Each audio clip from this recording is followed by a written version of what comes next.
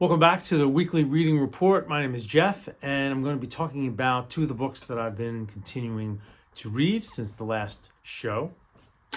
So I'm continuing on with Victor Hugo's Les Miserables. I've upped my game, and I got this beautiful Penguin cloth-bound hardcover volume. I was reading the Penguin mass market paperback last time, Norman Denny translation, and they have the Norman Denny translation in this volume, which is beautiful.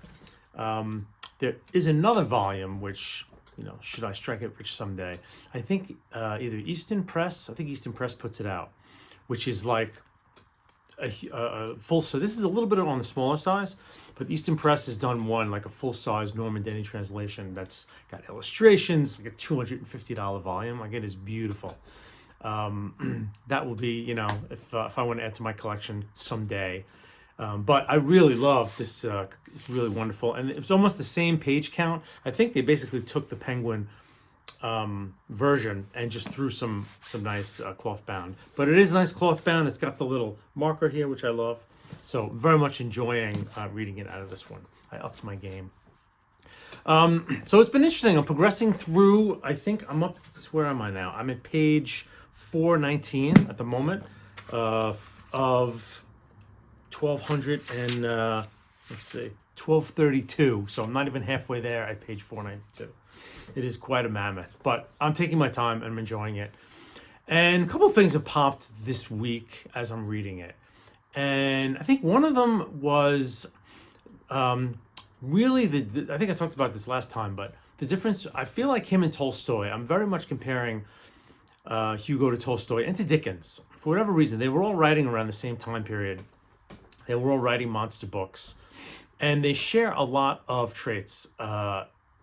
Dickens and Tolstoy, not so much, but Hugo and Tolstoy, yes, and Hugo and Dickens, yes. So it's really fascinating to me because I feel like Hugo is sort of like Tolstoy and Dickens together, and his flaws are starting to come out a little bit more now. Like, he is the king of melodrama.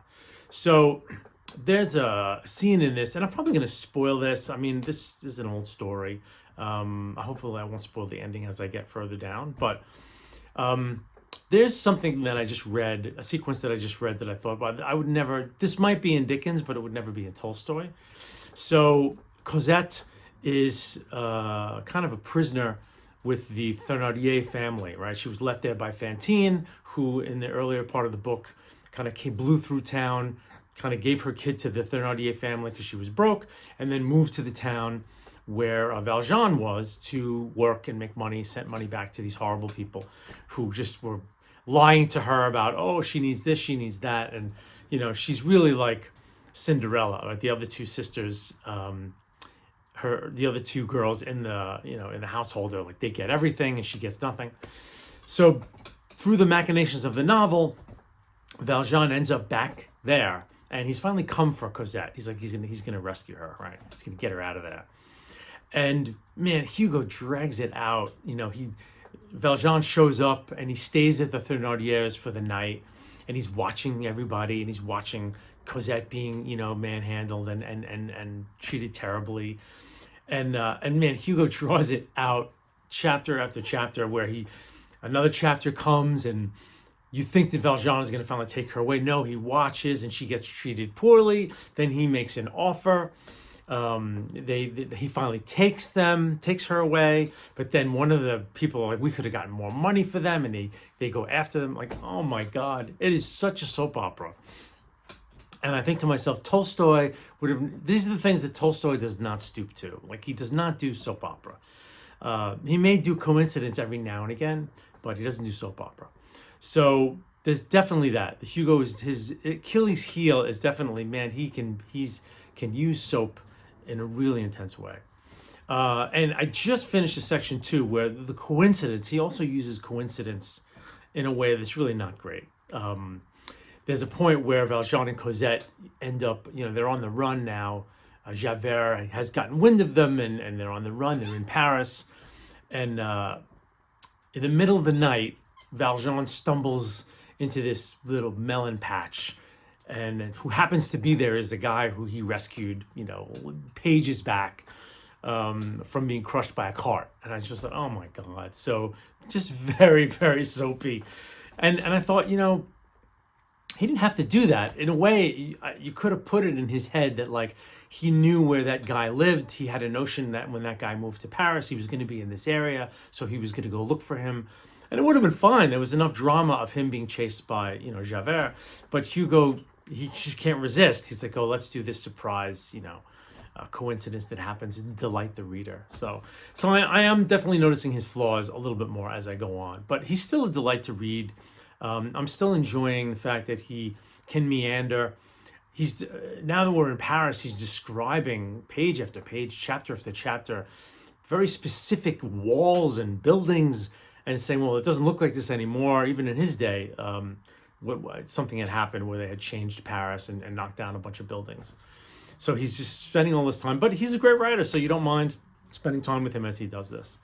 So that's interesting. And I'm very interested in kind of the character as fate, because Javert and Valjean are really these two arrows kind of pointing at each other as they're heading down the book.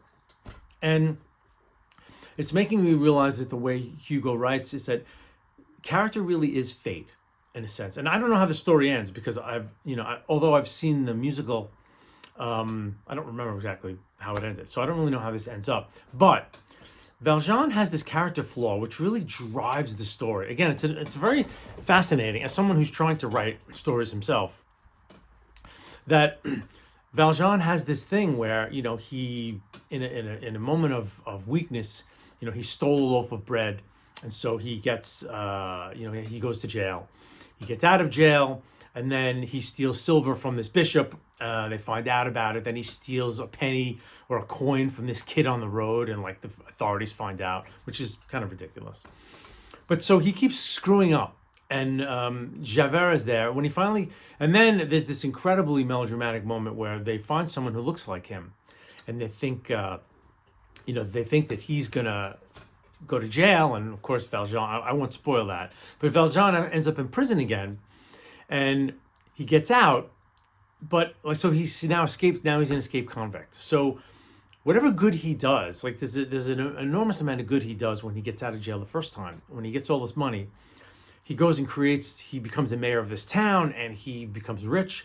But he really puts money back into the town and really takes care of the town people. And he's a force for good. Like he creates a lot of good in the world.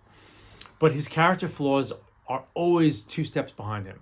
So it's interesting how like his fate, no matter where he goes, it seems, no matter how he tries to do good and set himself up as a do-gooder, his past always catches up to him, and I'm curious to see how it plays out, as the novel continues to go.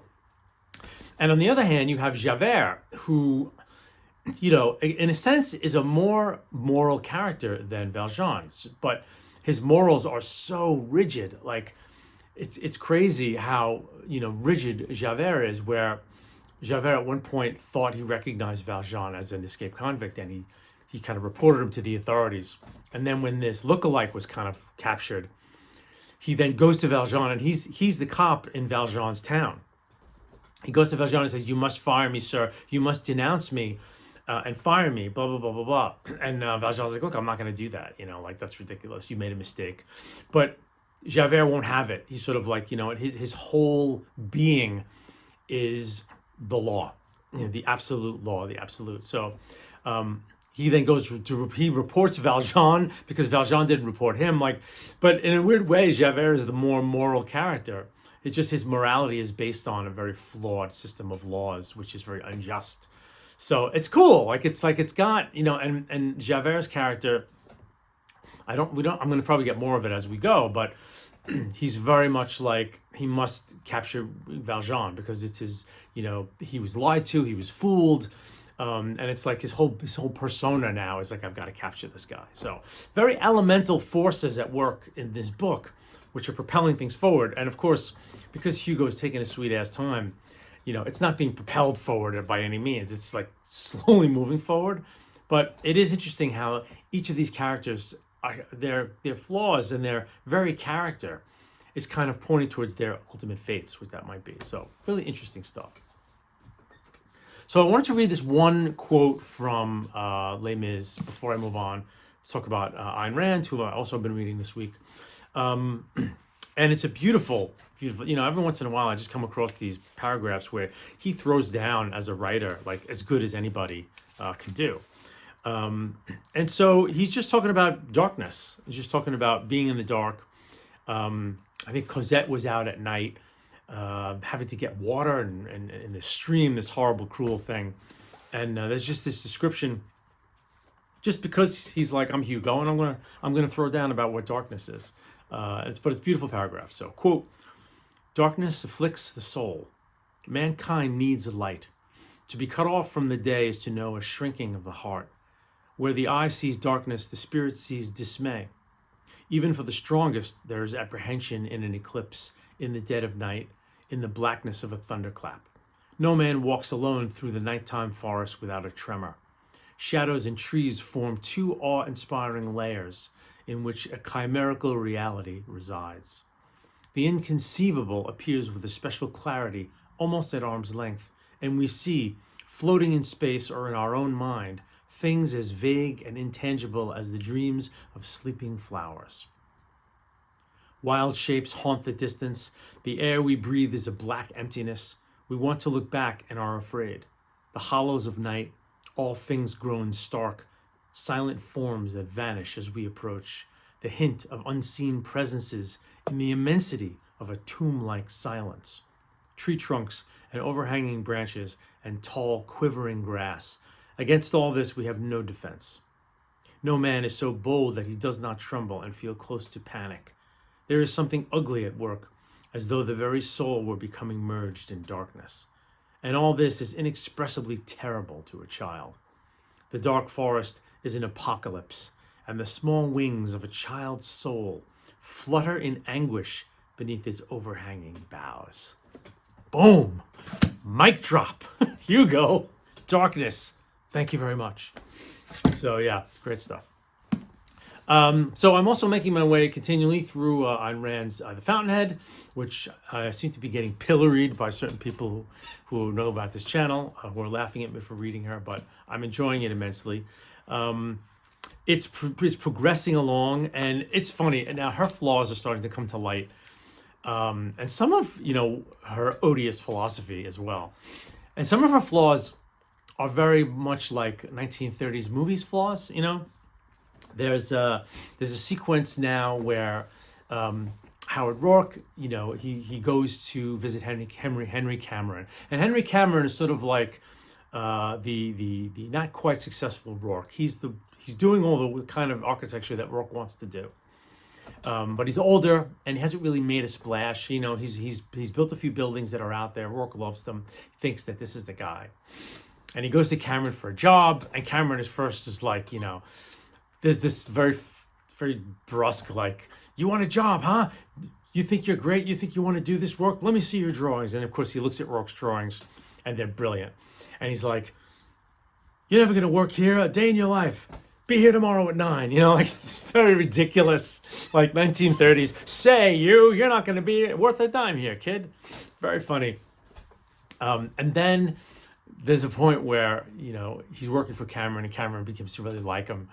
And there's this whole hero worship thing where Henry Cameron explains to Rourke like what it's going to be like, when he gets the job. And I'm going to read a little thing from it because it's very funny. So he's basically trying to scare Rourke off. He's basically trying to tell him, what his career is going to be like, should he persist in being brilliant. So here's Cameron trying to scare him, right? Quote, all right, buddy, then one day you'll see on a piece of paper before you a building that will make you want to kneel. You won't believe that you've done it, but you will have done it. Then you'll think that earth is beautiful and the air smells of spring, and you'll love your fellow men because there is no evil in the world, and you'll set out from your house with this drawing to have it erected because you won't have any doubt that it will be erected by the first man to see it, but you won't get very far from your house because you'll be stopped at the door by the man who's come to turn off the gas. You hadn't much food because you saved money to finish your drawing, but still you had to cook something and you hadn't paid for it. All right, that's nothing. You can laugh at that. But finally, you'll get into a man's office with your drawing, and you'll curse yourself for taking so much space of his air with your body, and you'll try to squeeze yourself out of his sight. so that he won't see you, but only hear your voice begging him, pleading, your voice licking his knees. You'll loathe yourself for it, but you won't care. If only he'd let you put up that building. You won't care. You'll want to rip your insides open to show him, because if he saw what's there, he'd have to let you put it up. But he'll say that he's very sorry. Only the commission has just been given to Guy Francon. And you'll go home, and do you know what you'll do there? You'll cry. You'll cry like a woman, like a drunkard, like an animal. That's your future, Howard Rourke. Now, do you want it? Yes, said Rourke. So it's really, but I don't know. I eat it up. It's very propulsive when you have this very monolithic protagonist, and yet Rourke is kind of like a sociopath. I mean, as I'm reading the book, I'm starting to realize that he's a complete sociopath, and even one of the characters kind of says it to him. He's like, Rourke, you're just completely, utterly self-absorbed. You don't really care about anyone but yourself. And Rourke's like, yeah, that's right. And this is Rand's like psychotic philosophy, that we should all find our one thing and devote our entire lives to this one thing that we think is this greatest thing that we all, and everyone should have a thing. And we should completely devote ourselves only singly to that one thing. And everyone should do that. And then, people will be taken care of because I'll be doing my thing, and your thing will somehow trickle down to my thing, and my thing will trickle over to your thing, and it'll be a utopia. And it's insane. It's like, it makes for good fiction. It's almost like science fiction in a weird way, what she's writing. But it does make for very compelling fiction, because you have this one ridiculously monolithic one-note character.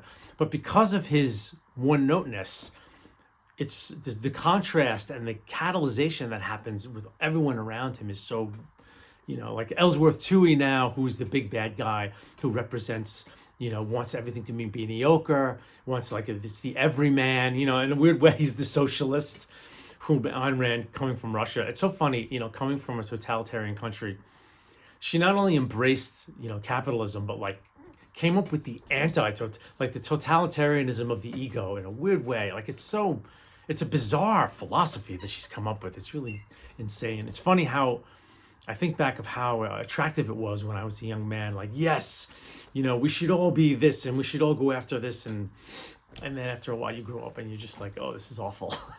So, it's so inhuman, But Rourke really is. He's a sociopath.